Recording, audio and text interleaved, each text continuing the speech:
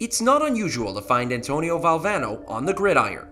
From a young age, the St. Catharines native discovered something in the game of football that drew him closer to the sport more than anything else.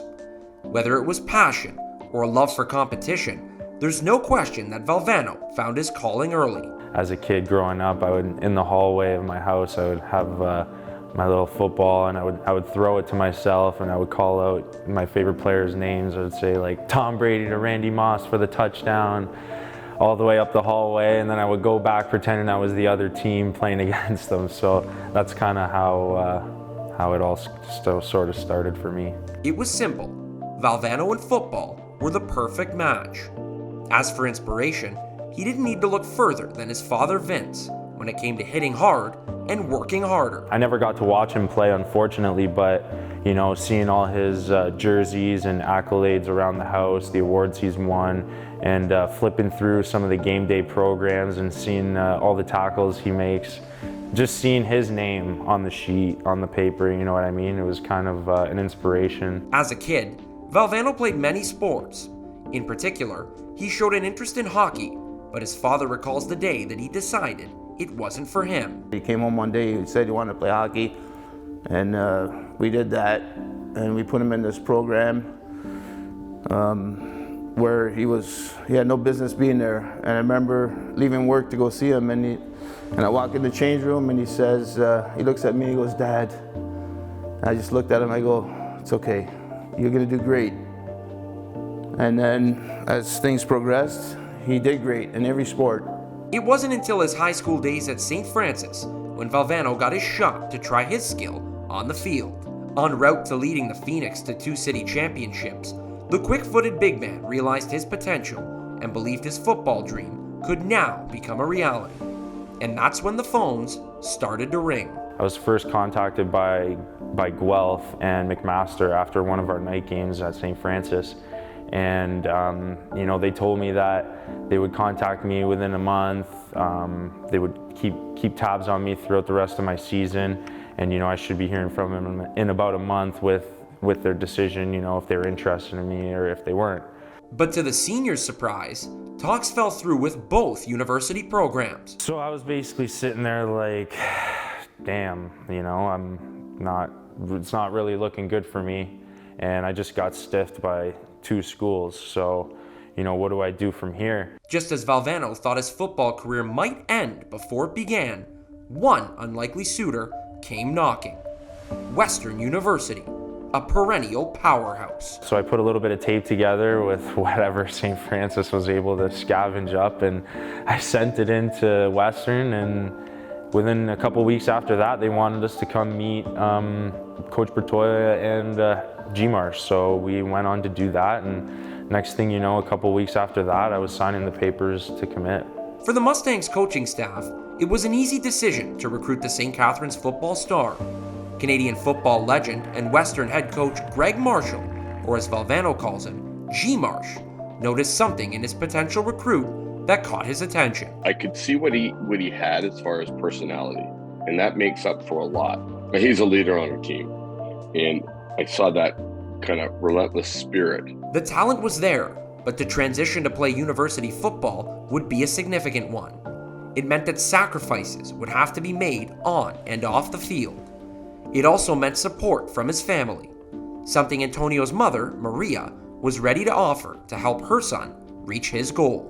Everything we did in life was about our family, raising our children, and providing the best possible opportunities that we could for them. And that meant sacrificing things for ourselves, which to us didn't really feel like a sacrifice. It was a joy because we just wanted them to thrive and be the best that they could be. Making the commitment to Western was a lifelong dream for Valvano. But with the new journey came new challenges. Valvano knew playing at the next level would present uncertainties. But if one thing was for sure, his expectations never changed. I was definitely confident in myself that I was going to make the team, at least special teams, but I really had no idea what I was stepping into. It was definitely a huge shock and definitely not what I was expecting. As Valvano battled for a spot on the highly touted Mustangs roster as a freshman, he began to feel the pressure that came with those same expectations. something his father never forgot. When he got to Western, I didn't think he had it in him. He always thought he was gonna make the team, no problem. And he called me up one day and I'm working and he's like, "Dad." And I said, "What, you're not gonna make the team?" He says, "I don't know." I says, "Don't worry, you're gonna do it." And that's exactly what Valvano did. In his first year, he earned a spot on the roster, but didn't appear in a single game. As a sophomore, the following year brought the same result. Despite that, Valvano knew one thing. I can't say that there was ever a point in my football career where I just said, okay, maybe it's just easier if I step away and just give up. That's not how I was raised. That's not the person I was raised to be. And I would never walk away from any challenge or obstacle. Not walking away from the game he loved was a smart decision. In his third year, his time came. Valvano saw action on the field as a Mustang. After getting that taste, he knew he was right at home. Valvano finally got his chance to prove himself. I'm not going to get into specifics of who it was, but we were in a garage one night and they told me that, you know, I would never make it to the university level and let alone be a starter and play. And that was something that sat with me my whole entire life, and it was something that gave me the drive to want to prove these people wrong. As Valvano calls it, the Antonio Revenge Tour began with one goal in mind: to help the Mustangs win a national championship. He did just that in 2017, when Western captured their first Vanier Cup in 23 years. Through hard work and determination, Valvano received one of his greatest football honors following the 2019 season: an invite to the Canadian Football League Draft Combine. Despite a strong camp, come selection day, Valvano's name was not called. It's a moment that still plays in his head. After it didn't work out with the CFL draft, that was a huge motivation because, you know, I thought I did really well at the Combine. And I thought I had a really good career over at Western leading up to that. So when I wasn't drafted, it was a huge shot to the heart. I was very disappointed. Following the draft, Valvano set out once again to prove everyone wrong. He got bigger, stronger, and smarter. In 2021, the 25-year-old approached the most pivotal point of his football career, his final year at Western. You know, being the leader of the team, I had a lot of guys looking up to me and counting on me to be the leader for this team and to bring the energy day in and day out. Heading into his last season, Valvano relied heavily on his teammates, but now more than ever, he needed the support from another source, one that's been there his whole life: his family. All the sacrifices they made when I was growing up as a kid was all for this, so that they could be a part of this glory and share this moment with me, and I wouldn't want to share with anyone else, that's for sure. From his dad to his sister to grandparents, aunts, uncles, people in our community, friends, having our family together, you know, pushing for the same goal, just to watch him succeed and to have fun. It just gave us so much joy and pride and moments that we would never switch for anything. Luckily for Valvano, there was something much closer to him than the distance between the two cities he called home: his sister Selena. Throughout his time at Western, the two siblings lived together, which made life a lot easier. I know, even maybe this year more, in his last year of football, he would talk to me about being nervous or stuff like that, and I would just kind of reassure him that he got this, and I had a good feeling about the whole year, and I know he did too. So I would say I was there when he would reach out, and he was obviously there for me too. She was always there for me at every game and cheering loud and proud.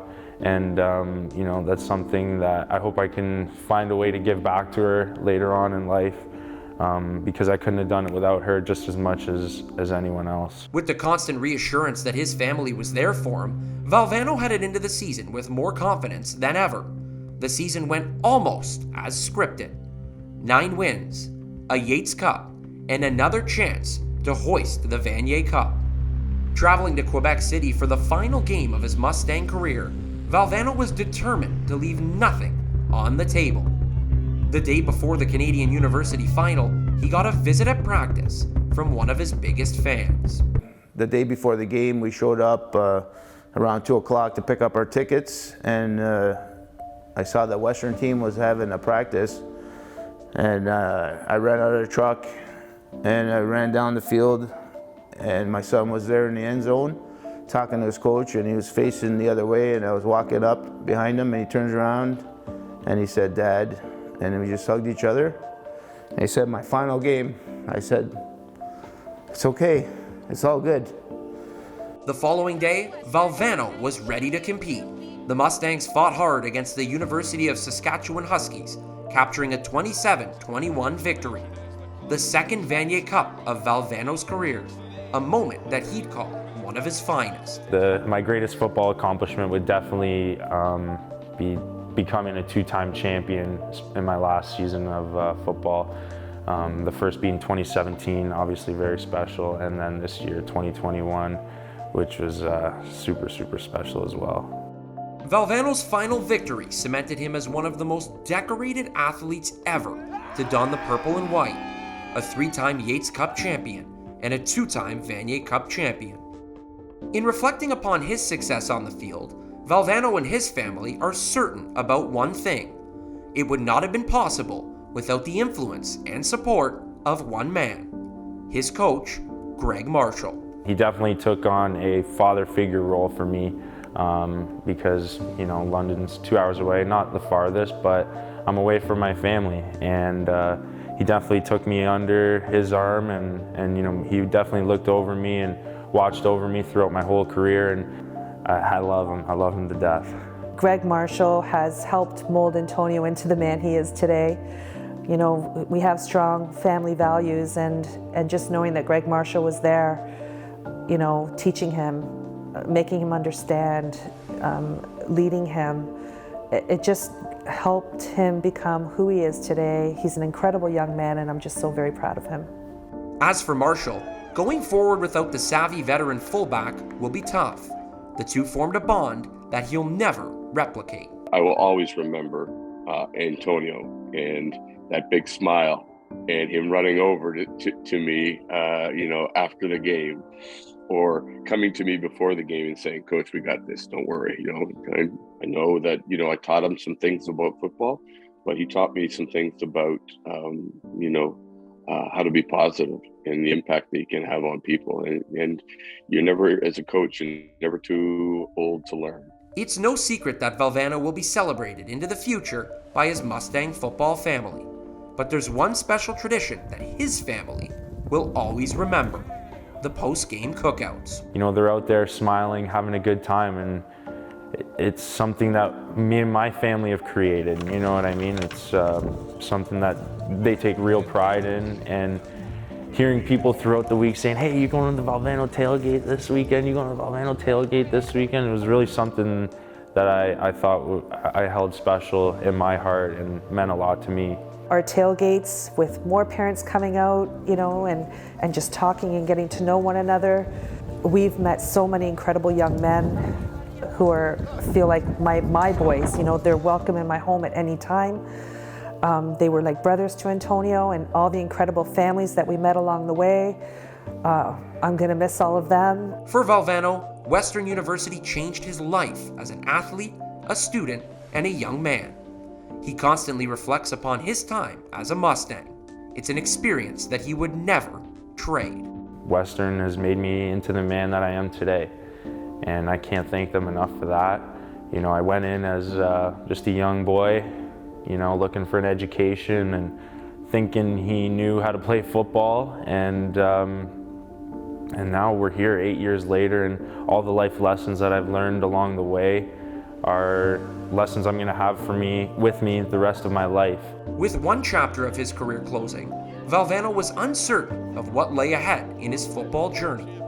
However, for him, it was clear that he was not done with the game he calls his one love. So I'm kind of still on that journey of trying to get to that next level, And I don't know when I'll get my chance, but until then, my journey's not going to stop until I get there. I'm just looking for a shot, and as soon as someone does give me one, I'm going to leave it all out there, and they're going to get the best Antonio Valvano that anyone's ever going to get. It's now safe to say he's got his shot. Also joining the blue and gold is Canadian fullback Antonio Valvano, signing a 2-year deal. The 26-year-old won his second Vanier Cup with the Western Mustangs last fall, but was not selected in the CFL draft. And who would bet against him?